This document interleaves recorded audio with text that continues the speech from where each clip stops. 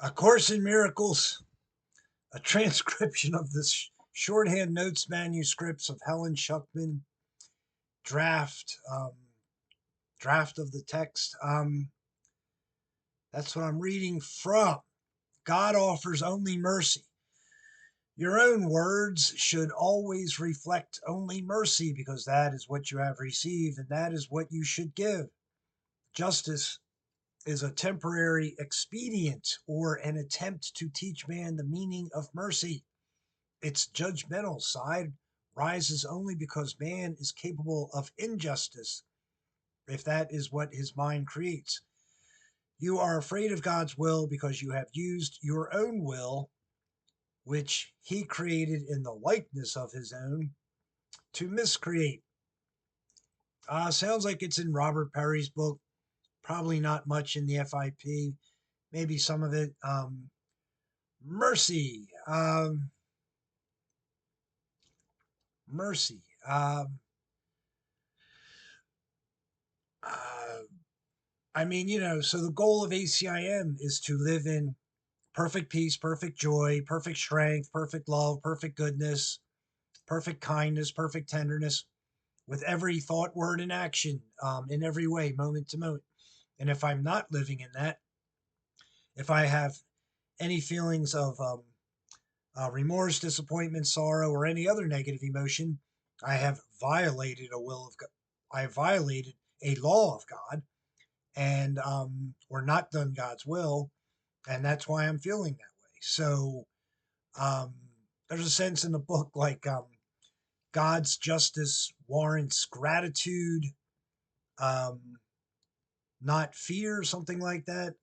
That might be the actual sentence, but it's the idea that, if I do something that's not the will of God, I'm going to feel a negative emotion to some degree, and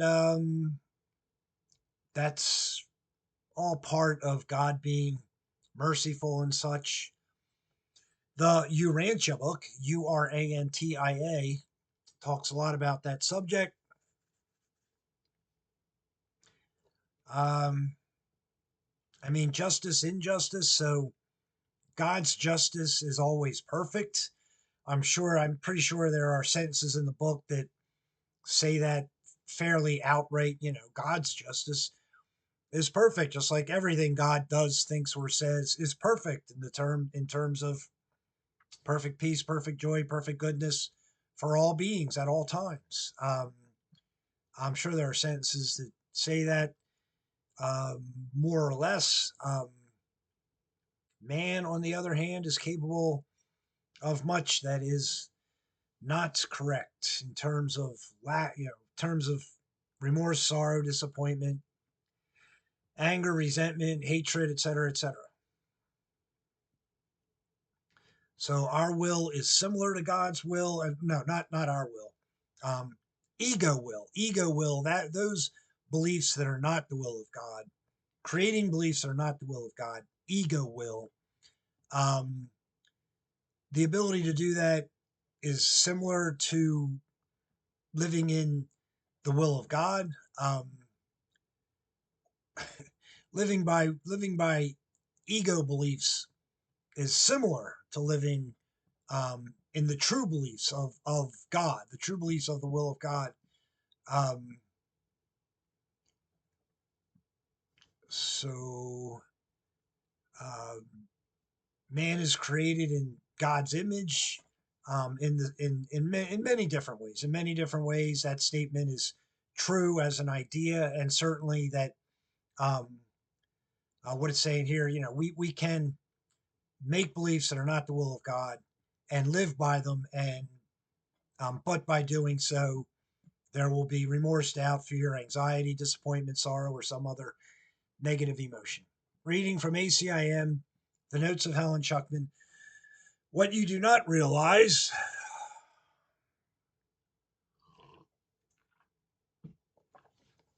is that the mind can miscreate only when it is not free. An imprisoned mind is not free by definition. It is possessed or held back by itself. Its will is therefore limited and not free to assert itself. The three things that crossed your mind, which was comparatively free at the time, are perfectly relevant. 1. It is all right to remember the past, provided you also remember that anything you suffer is because of your own errors. 2.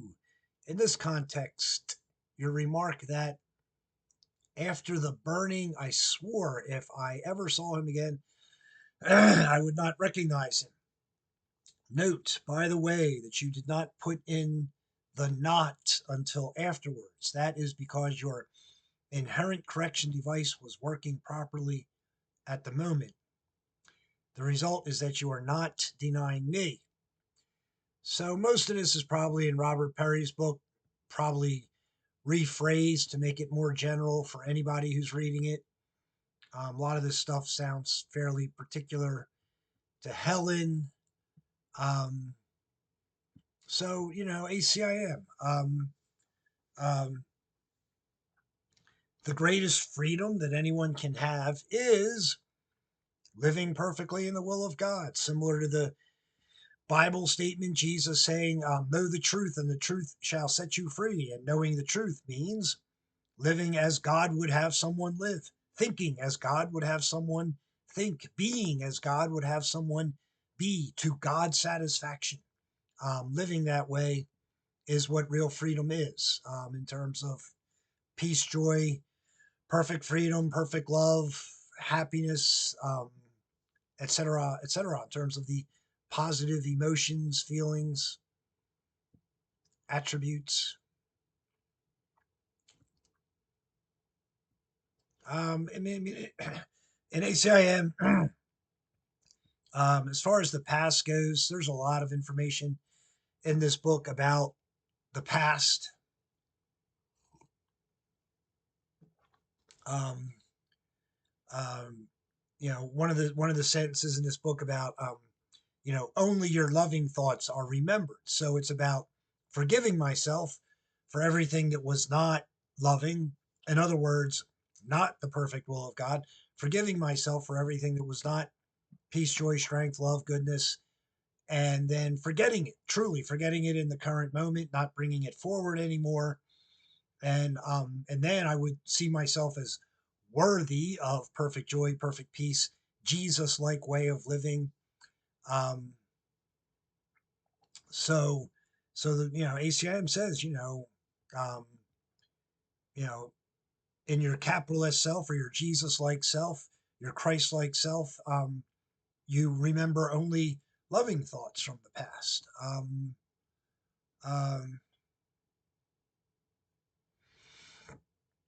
there's a lot of information about the past in this book in terms of a lot of information about it.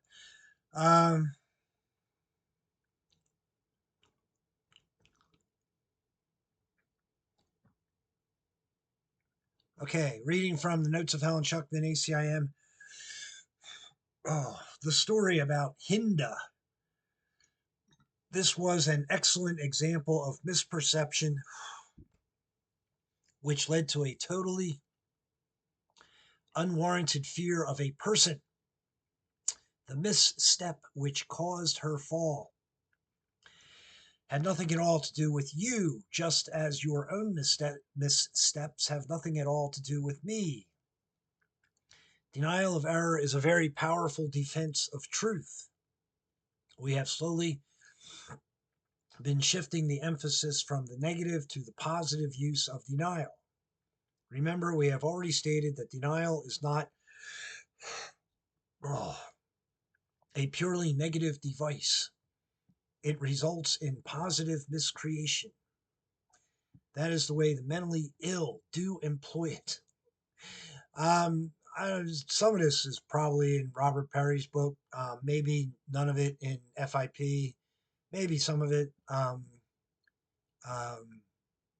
so deny error is defense of truth. So if I am not, if I withdraw those statements in ACIM, you, I, anyone has to withdraw the energy from ego beliefs, those beliefs which are not the will of God and create remorse, disappointment, sorrow, or some other negative emotion. I have to withdraw the energy from those beliefs. sentences in the book like, the correction of fear is your responsibility. So um, there's plenty of sentences about that idea in this book in different ways. Um, but the positive use of denial is a topic in this book said in various ways throughout. So deny ego mentality.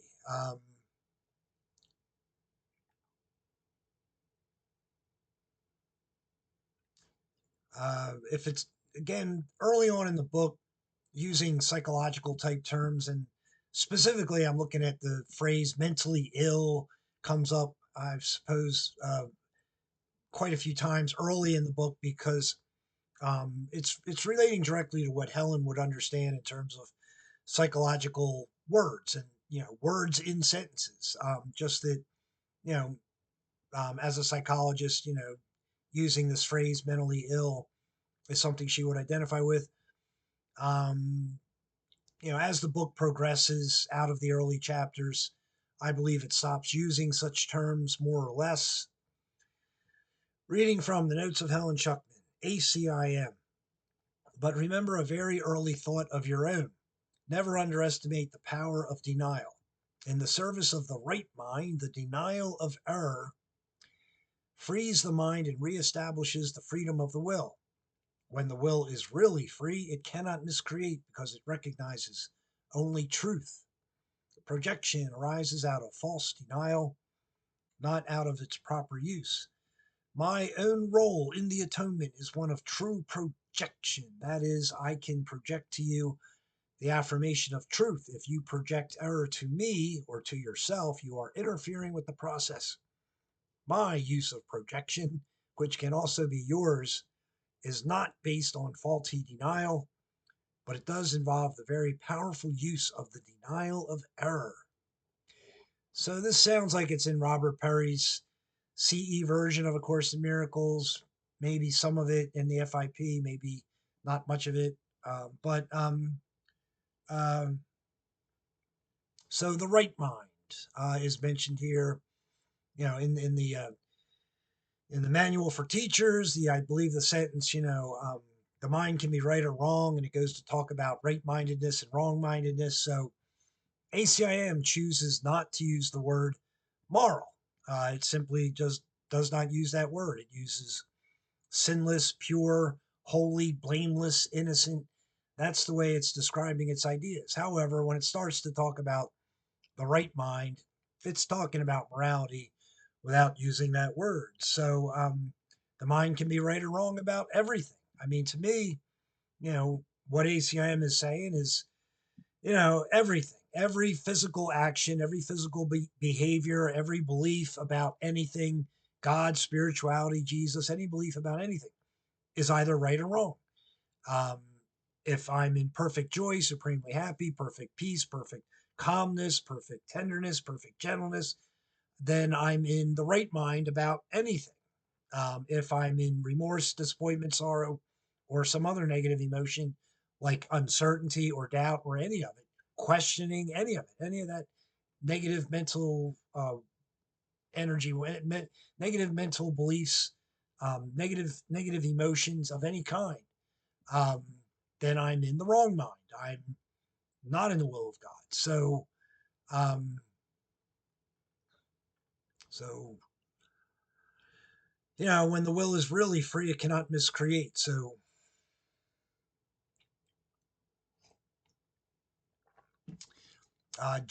Jesus in his public mission, where he's living in perfect peace, joy, strength, goodness. Um, no ego thoughts can even come into play. Um, in terms of thinking something that's not the will of God. Although that's not complete. I mean, the goal is to get to that level, but there's always the possibility that a thought could come in that's not the will of God, but that thought would be easily dismissed by someone who's enlightened, similar to a Jesus of Nazareth.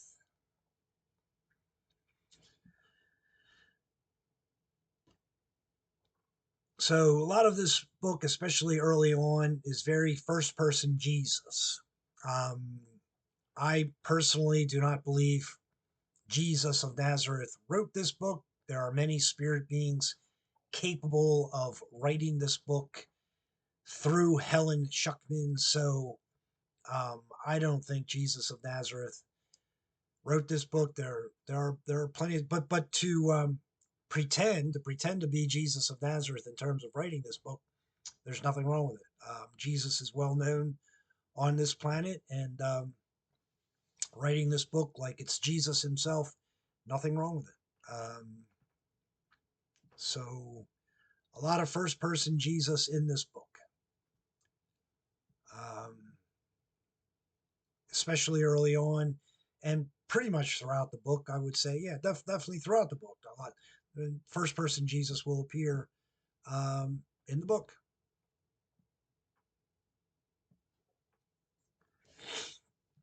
Denial of error. Again, um,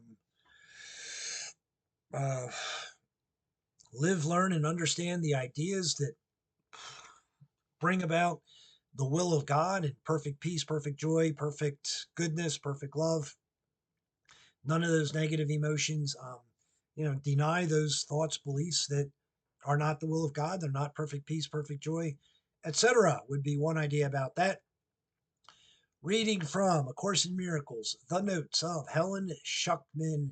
The miracle worker is one who accepts my kind of denial and projection, unites his own inherent abilities to deny and project with mine, and imposes them back on himself and others.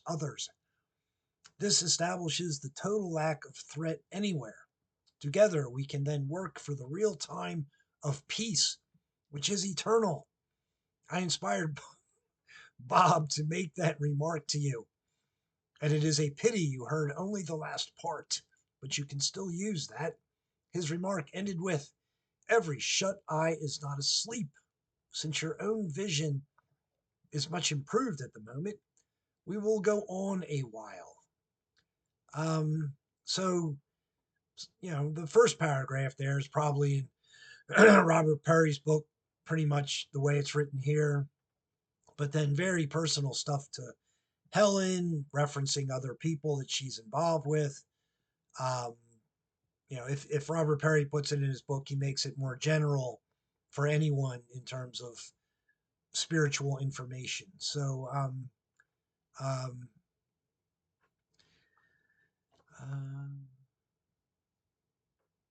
oh, oh, uh, I, you know, I mean, the goals and the ideas to me are the same regardless of how ACIM is talking about them in any given moment. A phenomenal sense of peace, the peace of God, which passes understanding. I mean, there's a sentence in this book. Um, uh, Infinite patience produces immediate results.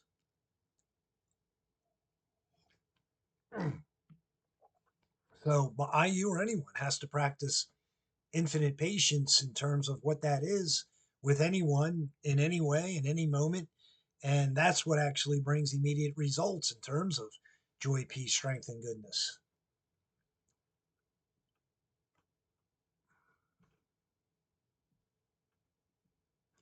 I mean, much of the language here early on in the book is very much psychological type talk speak, which again Helen would be relating to in terms of understanding that type of language. I think it gets away from that, gets more to the spiritual information, um, without so much of the psychological verbiage, as the book progresses, I believe. And then very much personal stuff to Helen, um, you know, not in the CE, and not certainly not in the FIP. Um, and then I mean, so it was the same thing with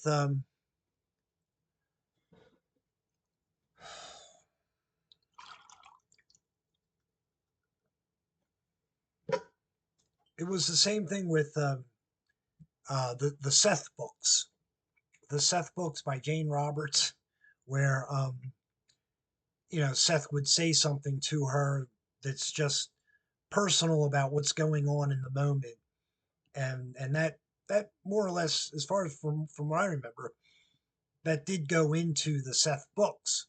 There's a lot of Seth books, starting with, I believe, like, roughly starting with the Seth Material, Seth Speaks, and then other books by Seth, of Jane Roberts, and sentences that are just about um, what's going on in the moment in terms of what's coming through um, a medium such as Jane or Helen Schucman. Sentences like that, um, you know, from what I remember, appear in the Seth books, and like similar to the sentence here that I read about. So the author here saying, since your own vision is much improved at the moment, we will go on for a while. So that's about what's going on in the process of giving the channeling. So reading from the notes of Helen Schucman, ACIM.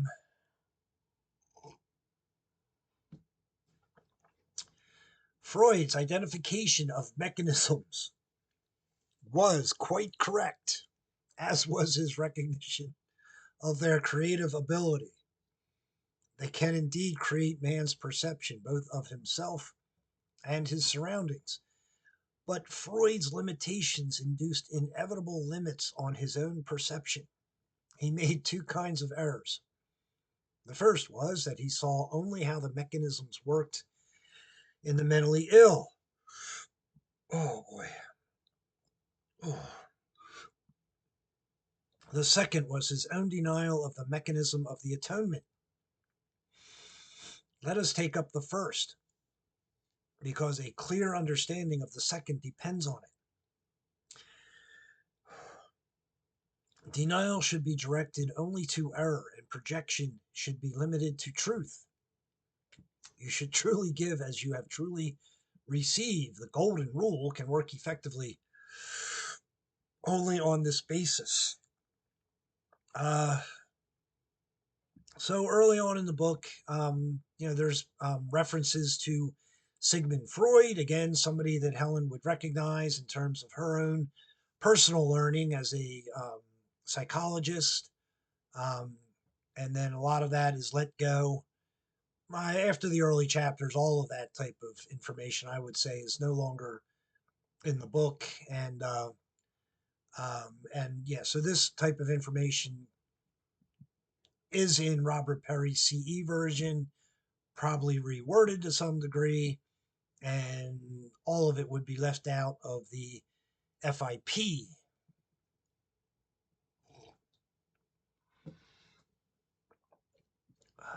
So speaking, specifically about what Sigmund Freud thought. Um,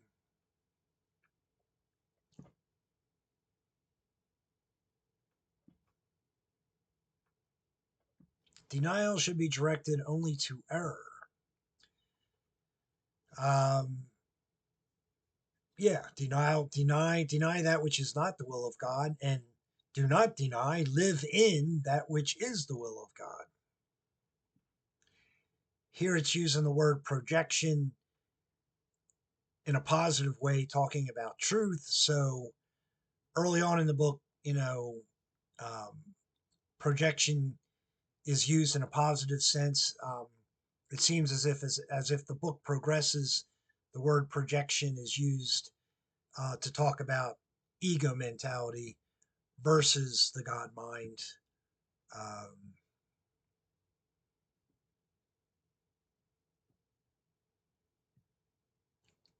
Reading from the notes of Helen Schucman, intellectualization is a poor word which stems from the brain-mind confusion. Right-mindedness is better. This device defends the right mind and gives it control over the body. Intellectualization implies a split, whereas right-mindedness involves healing. Withdrawal is properly employed in the service of withdrawing from the desert. It is not a device for escape, but for consolidation. There is only one mind. The word is capitalized here. Dissociation is quite similar. You should split yourself off from error, but only in defense of integration.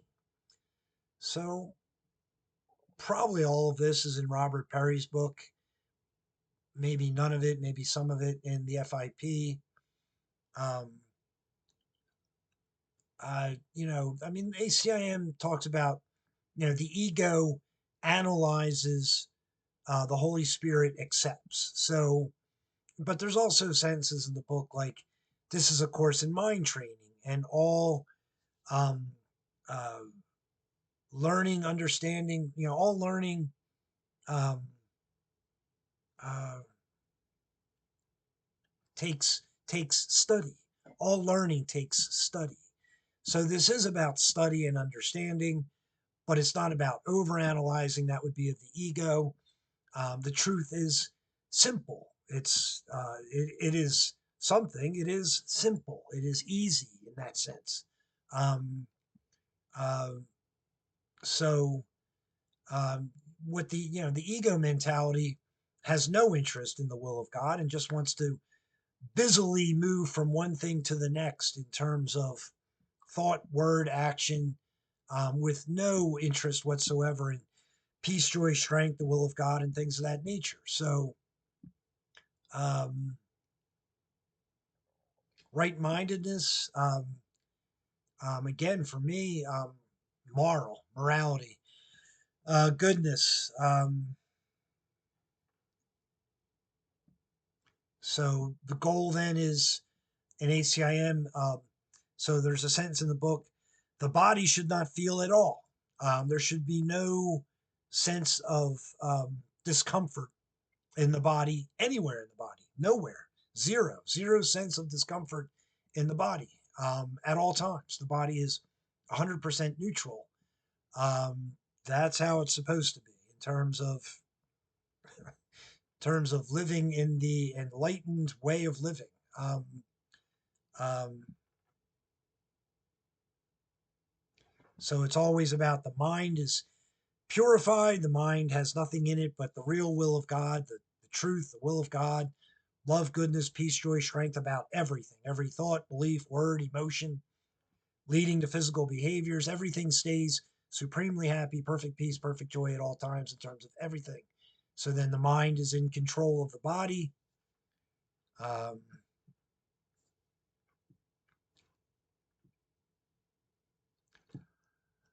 so again, ACIM will use the comparison of the ego mentality to a desert.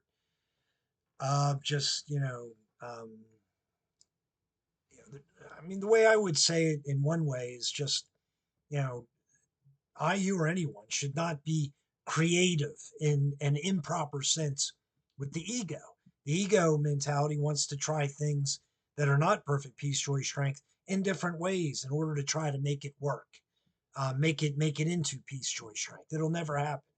Um, you know, um, uh, like in the 12-step programs. Sanity is trying the same thing over and over again, expecting different results. So this is not about, truth is not about being creative in a negative sense of let me try this a different way and see if I can find peace, joy, love, goodness, and strength in it. If it wasn't that before, trying to do it a different way will not work. So leave the desert um, completely. Consolidation. There is only one mind. Um, uh, so mind is connected. God, the first person of the Trinity, knows of himself as a distinct individual being. There's a sentence in the book. It says, um, God, who encompasses all being, gave everyone everything as distinct individuals so that they could share what they know in joy and service. I'm paraphrasing some there, but there's a sentence in the book about being an individual. And there's a couple other mentions of it in ACIM. There's a sentence about you are a mind, in mind, holy mind. So my point here is that the book says you are a mind. You are an individual mind spirit. Your goal, my goal, anyone's goal is moral perfection, moral majesty, similar to Jesus in his public mission. As an individual mind spirit, temporarily occupying a body until the body is left behind after one's life.